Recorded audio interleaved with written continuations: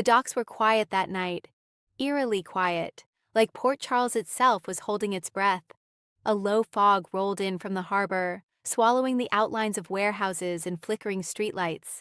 Anyone passing by might have thought it was just another ordinary evening. But nothing about this night was ordinary. Because Jason Morgan was back.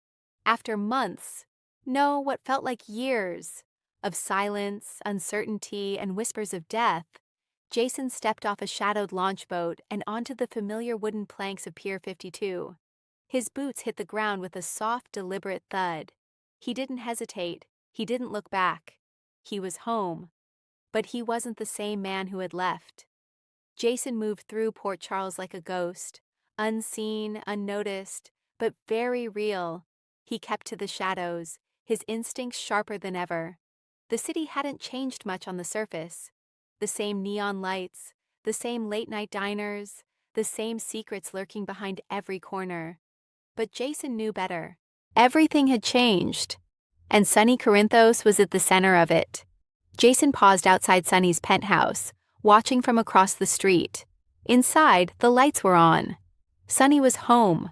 For a moment, just a moment, Jason allowed himself to feel something he rarely did: hesitation, because what he was about to say, what he was about to reveal, would change everything between them. Forever. Inside the penthouse, Sonny poured himself a drink. His movements were restless, his mind clearly elsewhere. Something had been bothering him all day, an unshakable feeling that something big was coming. Carly had noticed it earlier. "You've been on edge all day," she told him, arms crossed. "What's going on?" Sonny had brushed it off. "Just business," he said. But it wasn't just business. It was instinct. And Sonny's instincts were rarely wrong. He walked toward the window, staring out into the darkness. That's when he saw it. A figure, standing across the street, watching. Sonny's grip tightened on his glass. He knew that stance, that presence. "No," he whispered. Seconds later, there was a knock at the door. Not loud, not urgent, just certain. Sonny didn't call out. He didn't ask who it was. He already knew. He walked slowly toward the door, his heart pounding in a way it hadn't in years. When he opened it, everything stopped. Jason stood there, alive, unchanged, and yet completely different. For a long moment, neither man spoke. Then Sonny let out a breath that sounded like it had been trapped inside him for months. "Jason." Jason nodded once. "Sonny?" And just like that, the past and present collided.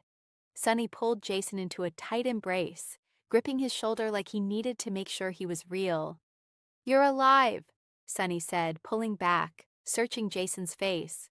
"Where the hell have you been? We thought—" "I know what you thought," Jason interrupted, his voice calm but heavy. "That's why I couldn't come back. Not yet." Sonny frowned. "What does that mean?" Jason stepped inside, closing the door behind him. His eyes scanned the room automatically, always alert. "It means," Jason said slowly, "that everything you think you know is wrong." Sonny's expression hardened. "Start talking." Jason didn't sit. He didn't relax. He stood in the center of the room like a man delivering a verdict.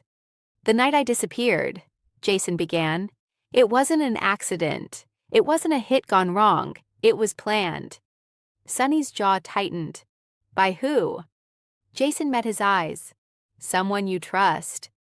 The words hit like a punch. Sonny shook his head immediately. No, that's not possible." "I didn't want to believe it either," Jason said. "But I've spent months tracking it down, following every lead, and it all comes back to the same person." "Who?" Sonny demanded. Jason hesitated.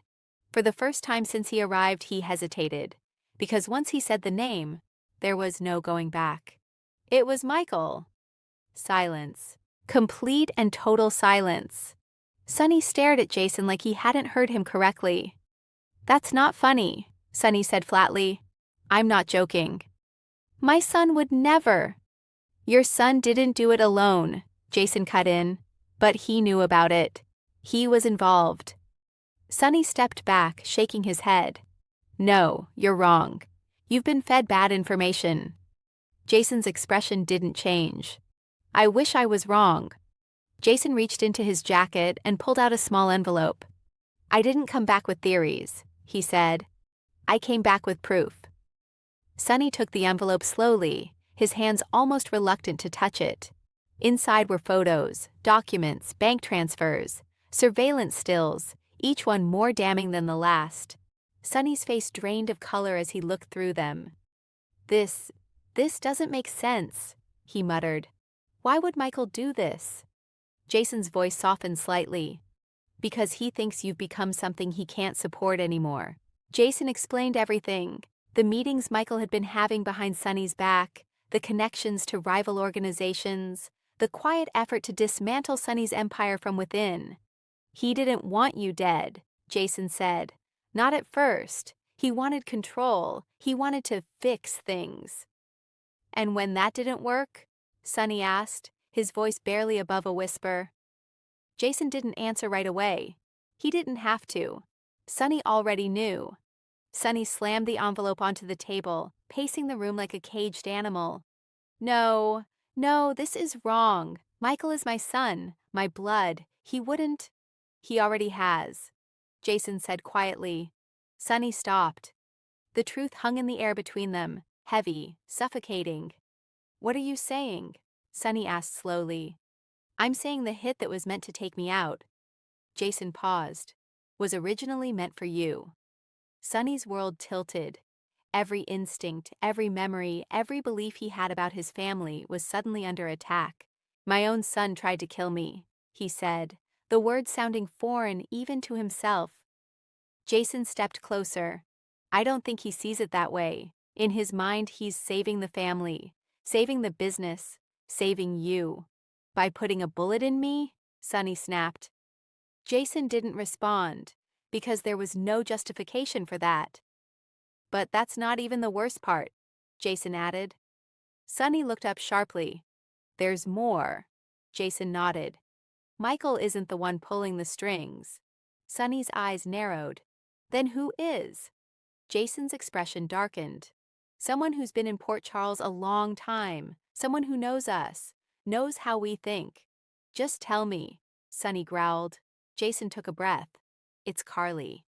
This time, Sonny didn't react with anger. He laughed. A short, disbelieving laugh. Okay, that's enough, Sonny said.